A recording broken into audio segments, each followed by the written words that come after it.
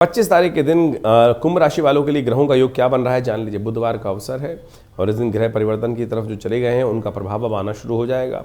नौमी तिथि विद्यमान है, आनंद नौमी का सुंदर योग बन रहा है। भविष्य पुराण के अनुसार से स्थिति को बोला जाता है फागुन की नौमी के दिन आनंद नौमी का योग बनता है। इस दिन आपकी राशि के दृष्टिकोण से ग्रहों का योग जो बन रहा है समझ लीजिए उच्च के होकर चंद्रमा विराजमान है, मंगल शुक्र के साथ विराजमान हो गए हैं और ऐसे नक्षत्रों ने आपकी राशि के दृष्टिकोण से जो योग बनाया है वो कहीं ना कहीं कुछ भेद उत्पन्न करता दिखाई दे रहा है। सुख में कहीं ना कहीं कोई ना कोई स्थिति स्वास्थ्य के कारण से भारी पड़ सकती है। स्वास्थ्य का बहुत ध्यान रखने की ज़रूरत है। अननेसेसरी चक्करों में एंजाइटी को ना बढ़ाएं, छोटी छोटी बातों में रुष्ट ना हो, इस बात का ध्यान रखें। मानसिक तौर पर थोड़ा सा कहीं ना कहीं कष्ट होने के योग बन रहे हैं।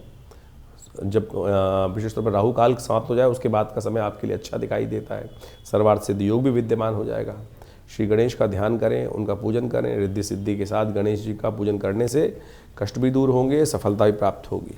26 तारीख बृहस्पतिवार का अवसर, दशमी तिथि विद्यमान है और ये दशमी तिथि जो है आपकी राशि के दृष्टिकोण से विजय का योग, कीर्ति का योग आपकी राशि में बनाती दिखाई दे रही है। लेकिन इस दिन एक ग्रह का परिवर्तन जो है वो समझने वाला है। चंद्रमा परिवर्तन की तरफ जा रहे हैं, बुध वक्री होने जा रहे हैं। जो आपको चीज़ें सीधी सीधी दिखाई दे रही हैं उसमें आप थोड़ा सा लंबा रास्ता बुद्धि से लेते दिखाई दे रहे हो।